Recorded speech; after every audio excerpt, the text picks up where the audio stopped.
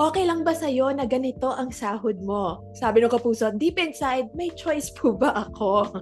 So, yan na, yun ang mga discussions of salaries in the Alam mo, job interview. yung Kasi medyo trick pinaka-recent, question yan, di ba? Yung iba. oo, Mm-mm. oo. Alam mo, Dr. Ana, yung pinaka-recent kong class, ang topic ko is about the art and science of salary negotiation. Ang gusto kong i-focus sa mga estudyante ko, these are graduating MA students.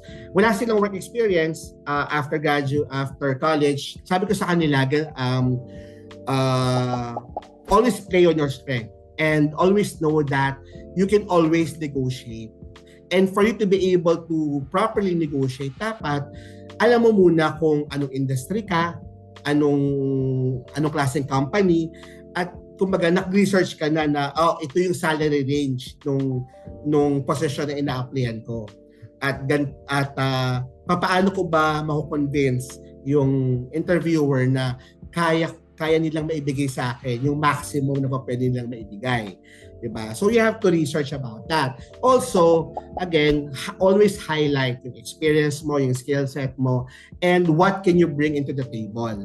Kasi po pwedeng, yes, you've already experienced that, may knowledge ka, pero ano yung plano mo sa kumpanya? Paano mo matatranslate yung skills and experience na yun sa role na ina-applyan mo? Now, kung hindi man salary na negotiate mo, baka pwede ka mag-negotiate sa benefits, 'di ba? 'Di ba? You can also negotiate to that. Or kung wala talagang room for negotiation, then what you can do is this.